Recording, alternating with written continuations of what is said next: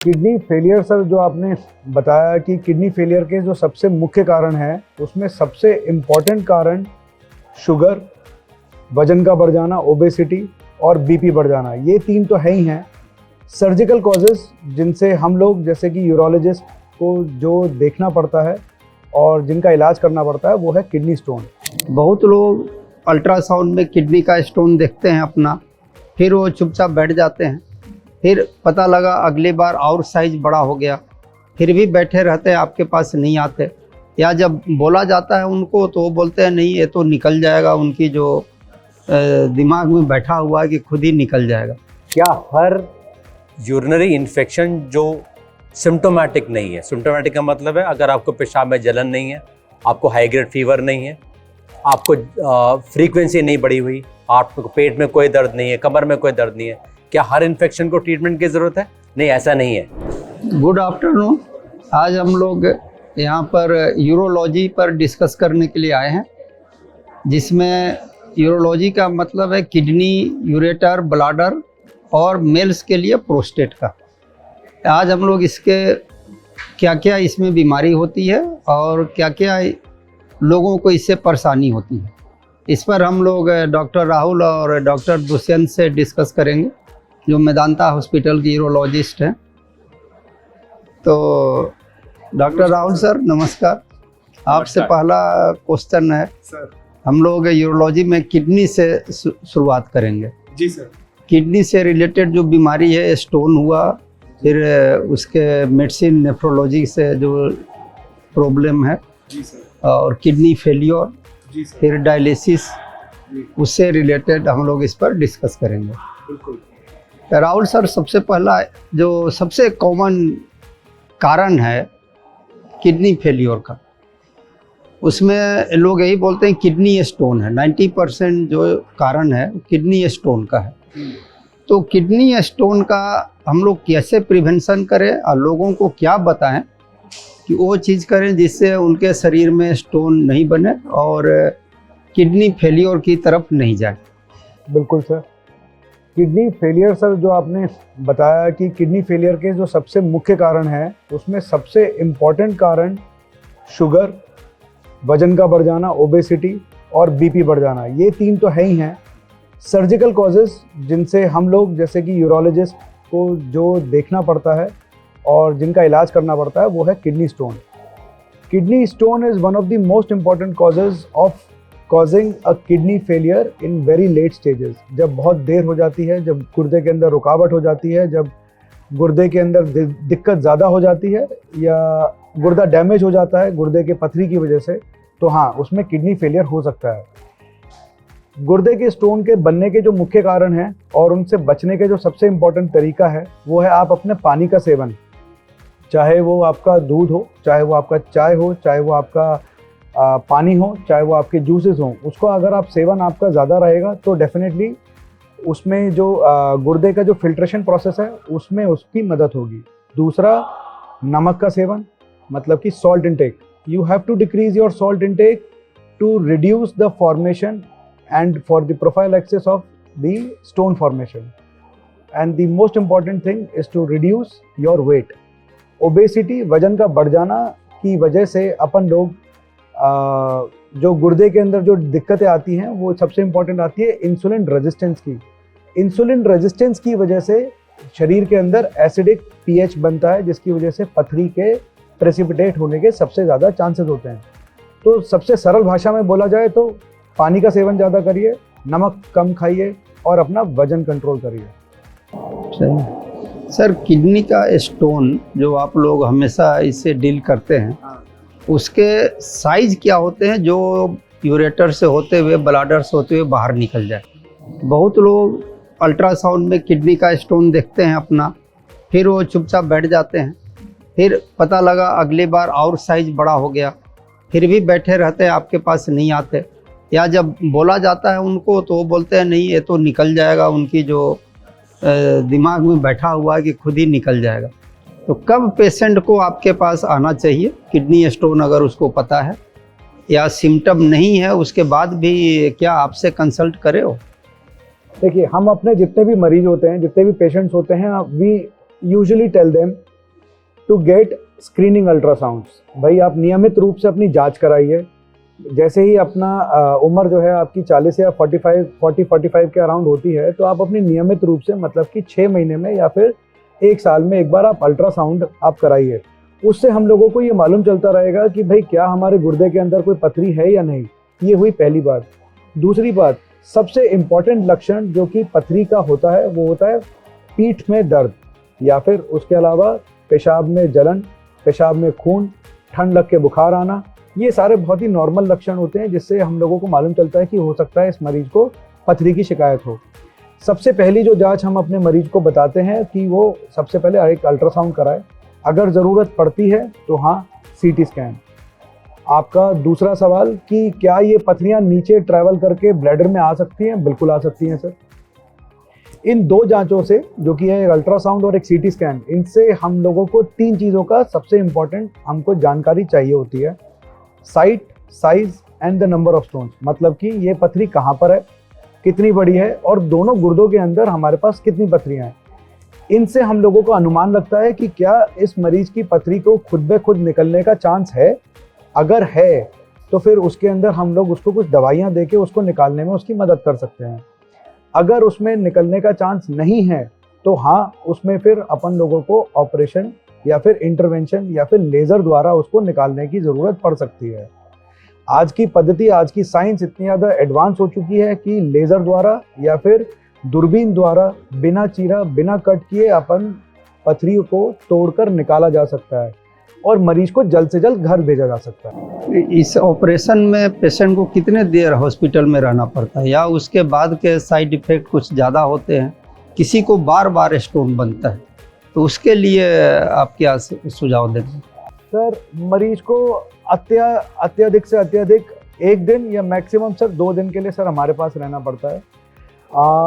रही बात sir complication की, तो ये एक अनकॉम्प्लिकेटेड सर्जरी होती है जो कि मिनिमली इन्वेजिव, मतलब कि दूरबीन द्वारा पेशाब के रास्ते से ही जाकर आपसे करी जा सकती है। इसके अलावा मरीज को हम अपने पेशेंट्स को यही बताते हैं कि उनको घबराने की ज़रूरत नहीं है। अपने जितने भी घर के काम हैं, अपने जितने भी ऑफिस के काम हैं, वो जल्द से जल्द वापस अपनी ट्रैक पे आ सकते हैं। सर, एक बहुत कॉमन लेडीज और जेंट्स दोनों में यूरिनरी ट्रैक्ट इन्फेक्शन, यूटीआई जिनके बारे में बोला जाता है, तो लोगों को पेशाब में जलन होती है। यूरिन में टेस्ट करवाते हैं तो उसमें पस सेल आता है, लेकिन बहुत बार कल्चर निगेटिव आती है, कल्चर में कोई बैक्टीरिया नहीं आता। तो उसमें डॉक्टर दुष्यंत से है कि क्या उसमें क्या ट्रीटमेंट दिया जाए और कैसे पेशेंट उससे बच सके कि दोबारा उसको इन्फेक्शन नहीं हो। देखिए, एक्चुअली जो हम लोग अपने ओपीडी प्रैक्टिस में देखते हैं कि आपको पेशाब में हल्की जलन हुई, आपने टेस्ट कराया, उसमें कल्चर पॉजिटिव एक बैक्टीरिया निकला और आपने तुरंत एक एंटीबायोटिक शुरू कर दी। ऐसा नहीं है।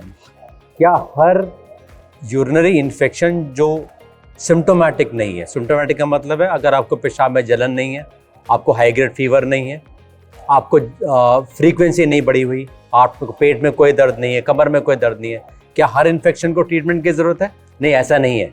ये इन्फेक्शन नहीं है, ये मिसनोमर है कि अगर आपके यूरिन में बैक्टीरिया पाया गया तो उसको एक एंटीबायोटिक की ज़रूरत नहीं है।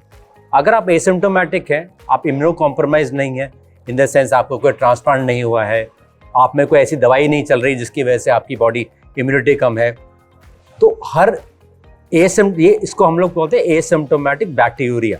आप जांच कराते हैं और कॉमनली ये धारणा है कि सुबह का सैंपल देना चाहिए। हम लोग कहते हैं सुबह का सैंपल अगर आप देते हैं तो मिड स्ट्रीम सैंपल दीजिए। आप यूरिन बीच में से भर के दीजिए, मिड स्ट्रीम सैंपल। अगर वो बैक्टीरिया ग्रो करता है और आप सिम्टोमेटिक हैं, फीवर है, अर्जेंसी है, फ्रीक्वेंसी है, तब आपको ट्रीटमेंट की ज़रूरत है। हर बैक्टीरिया की प्रेजेंस यूरिन के अंदर, उसको ट्रीटमेंट की ज़रूरत नहीं। Treatment in the sense of कि उसे एंटीबायोटिक की ज़रूरत है ही नहीं। वो ऐसे एसिम्टोमेटिक बैक्टीरिया है, उसे कोई ट्रीटमेंट की ज़रूरत नहीं। धन्यवाद सर। अब हम डॉक्टर दुष्यंत से फिर प्रोस्टेट के बारे में पढ़ते हैं, जिसको हिंदी में गदूद कहा जाता है। प्रोस्टेट एक ओल्ड एज सभी के पास होता है, ओल्ड एज में साइज उसकी बढ़ जाती है, तो एक कॉमन चीज़ है, सभी को साइज एक ओल्ड एज में हर का ही प्रोस्टेट का साइज बढ़ता है, किसी का ज़्यादा किसी का कम। तो डॉक्टर दुष्यंत सर ये बताइए कि प्रोस्टेट के लिए या तो जब सिम्टम हो तभी पेशेंट आते हैं, दूसरे बहुत बार अल्ट्रासाउंड या सीटी स्कैन में उनकी साइज बढ़ा हुई आया, पेशेंट परेशान हो जाता है, क्या करूं मैं, इतने साइज हो गया, कोई आयुर्वेद के पास जाता है, कोई एलोपैथ के साथ जाता है। तो उसका हम लोग कैसे निदान करें, कब आपके पास आएँ? देखिए, प्रोस्टेट ऐसी ग्रंथि है जो एज रिलेटेड ग्रो करेगी, सब लोगों में नहीं, बट 40% से 50% लोगों में धीरे धीरे प्रोस्टेट ग्रो करेगा। जितनी हमारी उम्र बढ़ेगी उतना हमारा प्रोस्टेट धीरे धीरे बढ़ना शुरू हो जाएगा। क्या इसको रोका जा सकता है बिना दवाइयों के? नहीं। और क्या हर बढ़त को ट्रीटमेंट की ज़रूरत होती है? नहीं, इसमें भी नहीं कहूँगा। इसमें कुछ स्कोर्स इंपॉर्टेंट है, कुछ जांचें इंपॉर्टेंट। सबसे पहले मैं कहूँगा जो भी 50, 55, 60 के ऊपर हैं, जिनको लगता है कि पहले जितना समय उनको यूरिन पास करने में लगता था उससे ज़्यादा अब समय लगता है, रात में ज़्यादा उठना शुरू हो गए हैं, यूरिन की फ्रीक्वेंसी बढ़ गई है, यूरिन की अर्जेंसी बढ़ गई है, कंट्रोल नहीं कर पाते हैं, जाते तो यूरिन कई बार निकल जाता है, ऐसों को इलाज की ज़रूरत है। इलाज में सबसे पहले आप एक कंसल्टेशन कराइए, आप यूरोलॉजिस्ट के पास जाइए, कुछ जांचें होंगी आप में जिसमें आपको कुछ टेस्ट होंगे और कुछ क्वेश्चनेयर्स होंगे। क्वेश्चनेयर्स का मतलब हम लोग आपको वॉइडिंग डायरी करके बोलते हैं उसको। आप कितनी बार यूरिन पास करने जाते हैं, कितना आपका यूरिन निकलता है, वॉल्यूम कितना निकलता है, दिन में कितना पानी पीते हैं, ये सब उस वॉइडिंग डायरी का पार्ट है। वॉइडिंग डायरी के अलावा वो आपकी एक एग्जामिन करेगा, मेल्स में उसको एक डिजिटल रेक्टल एग्जामिनेशन बोलते हैं, जो एक बहुत ही इंपॉर्टेंट एग्जामिनेशन है यूरोलॉजिस्ट द्वारा। फिर एक basic test in the form of की यूरोफ्लोमेट्री बोलते हैं, एक अल्ट्रासाउंड, यूरिन की कुछ जांचें, ब्लड शुगर एग्जामिनेशन, जो बेसिक टेस्ट है प्रोस्टेटिक एनलार्जमेंट के लिए। अगर उसको देखने में हमें ये लगता है कि आपको किसी इलाज की ज़रूरत है तो हम पहले मेडिसिन देते हैं। अगर हमको लगता है कि नहीं, आप ऐसी स्थिति में पहुंच चुके हैं जिसमें आपकी मेडिसिन या तो काम नहीं कर रही हैं या फिर आपको इतना दुष्प्रभाव है कि आपको प्रोस्टेट की रुकावट फ्यूचर में आपको खतरा पैदा कर सकती है, तो हम लोग मिनिमल इन्वेजिव सर्जरी, जिसको लेज़र सर्जरी ऑफ प्रोस्टेट बोलते हैं, या फिर latest advance surgery like resume बोलते हैं, रिज्यूम के नाम से भी जाना जाता है, यूरोलिफ्ट, ये हमारे पास सब अवेलेबल हैं। होलिप मेथड का? हाँ, उसी को मैं कह, होलिप जो लेज़र प्रोस्टेट में हम लोग बोलते हैं, वो होलमियम लेज़र के थ्रू होती है। और ये पेशाब के रास्ते के द्वारा ही पूरी सर्जरी? हाँ जी हाँ, ये पेशाब के रास्ते द्वारा होती, संभव होती है, डिपेंड करता है ग्लैंड साइज आपका कितना है। छोटे प्रोस्टेट में अराउंड 40-50 ग्राम में हमें आधा पौना घंटा लगता है, बड़े प्रोस्टेट में घंटा 1.5 घंटा लगता है, और पेशेंट की आमतौर पे छुट्टी 24 या 48 घंटे में हो जाती है। सर दुष्यंत सर, एक प्रोस्टेट कैंसर है आजकल बहुत कॉमन हो रहा है लोगों में। प्रोस्टेट कैंसर एक एज बढ़ने के बाद, पहले होता था कि बहुत स्लो ग्रोइंग ट्यूमर है, कोई ऑपरेशन नहीं करना है, लेकिन आजकल देखा गया 70-80 के बाद भी प्रोस्टेट कैंसर हो रहा है। तो उसमें क्या ट्रीटमेंट दिया जाए और उनको क्या बोला जाए पेशेंट को कि वो अपना टेस्ट करवाते रहें? PSA सबसे इम्पॉर्टेंट है। इसमें सबसे इम्पॉर्टेंट पार्ट है कि जब हिंदुस्तान आज़ाद हुआ था तो शायद हमारी औसतन आयु 55-60 साल हुआ करती थी। आज हम लोग 80 साल 90 साल तक जी रहे हैं। तो जो एज रिलेटेड फिनोमेना की वजह से जो कैंसर्स राइज कर रहे हैं, उनमें प्रोस्टेट सबसे कॉमन है मेल्स में। इसमें सबसे इम्पॉर्टेंट है आपकी डिजिटल रेक्टल एग्जामिनेशन, एक यूरोलॉजिस्ट द्वारा जांच और एक सीरम PSA। 3 चीज़ सबसे इम्पॉर्टेंट है। अगर आपका PSA बढ़ा निकलता है, 4 के बियॉन्ड है, या रेक्टल एग्जामिनेशन में आपको प्रोस्टेट हार्ड नज़र आता है, तो आपको बायोप्सी एडवाइस होती है। और मैं आज कहना चाहूँगा ज़रूर कि बायोप्सी से मत घबराइए। कॉमनली ये धारणा है कि मैंने बायोप्सी करी तो आपका कैंसर अगर है तो बढ़ जाएगा। ये मिसनोमर है, ये अपभ्रंश है, इसमें कुछ भी साइंटिफिक एविडेंस नहीं है। बायोप्सी से कोई भी चीज़ बढ़ती नहीं है। एक जांच कराइए, अगर भगवान ना करे, खुदा ना खास्ता आपको बायोप्सी में कैंसर पॉजिटिव निकलता है तो इलाज संभव है। एडवांस एज में सपोज आप 80 साल के हैं, आप 90 साल के हैं, आपको लो ग्रेड ट्यूमर निकलता है, तो क्या उसको हर आदमी को इलाज की ज़रूरत है? ऐसा भी नहीं। हम लोग ऐसे पेशेंट को एक्टिव सर्विलेंस या वॉचफुल वेटिंग बोला जाता है साइंटिफिक टर्म में, उसमें डाल देते हैं। यंगर आदमी जिसमें एग्रेशन ज़्यादा है कैंसर का, उसके एग्रेशन देखने के कई तरीके हैं हिस्टोपैथोलॉजी में। फिर आपकी कुछ जांचें होती हैं जिसको PSA में पेट स्कैन बोलते हैं। अगर ये जांचें बोलती हैं कि हाँ आपको ऐसा ट्यूमर है जो प्रोस्टेट में लोकलाइज है, तो मैं आज इस माध्यम से आपको बताना चाहता हूँ कि आपको ट्रीटमेंट संभव है। हम लोग क्योर के बारे में बात करते हैं। रोबोटिक सर्जरी जो एडवांस सर्जरी है, जो हमारे पास अवेलेबल है, प्रोस्टेट के लिए, आप उसकी तरफ जरूर जा सकते हैं, उसका सुझाव ले सकते हैं। धन्यवाद सर। एक ब्लैडर का डिजीज है जो काफ़ी कॉमन है फीमेल में और मेल में भी, सिस्टाइटिस बोलते हैं।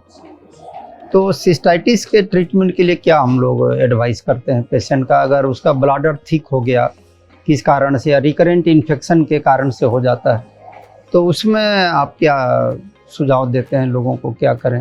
पेशाब की थैली का इन्फेक्शन जिसकी वजह से पेशाब की थैली का इरिटेशन और जिसकी वजह से पेशाब की थैली की मोटाई बढ़ जाती है, उसको अपन लोग सर सिस्टाइटिस बोलते हैं। सिस्टाइटिस अलग अलग प्रकार का होता है, जिसमें सबसे इंपॉर्टेंट होता है अनकॉम्प्लिकेटेड सिस्टाइटिस। अनकॉम्प्लिकेटेड सिस्टाइटिस मतलब मरीज को बहुत ज़्यादा लक्षण नहीं है, जैसे कि बुखार नहीं आ रहा, जैसे कि पेशाब में कोई जलन बहुत ज़्यादा नहीं है, पेशाब में खून भी नहीं आ रहा, और उसका अगर अल्ट्रासाउंड कराकर देखेंगे तो उसके अंदर भी सारी चीज़ें नॉर्मल है, तो उसको हम लोग अनकॉम्प्लिकेटेड सिस्टाइटिस बोलते हैं, जो कि जैसा आपने बताया कि फीमेल्स में बहुत ज़्यादा कॉमन होता है। अनकॉम्प्लिकेटेड सिस्टाइटिस का मेन मुख्य कारण हाइजीन, मुख्य कारण पानी का कम सेवन, और ये एक मिथ मैं आपको बताना चाहूँगा कि जैसे पब्लिक वॉशरूम यूज़ करने का जो मिथ है कि भाई क्या हमको बार बार इन्फेक्शन होता है, तो पब्लिक वॉशरूम यूज़ करने से ऐसा नहीं है कि भाई सभी लोगों को ये इन्फेक्शन होता है, तो आपको अपनी खुद की हाइजीन मेंटेन करनी होगी।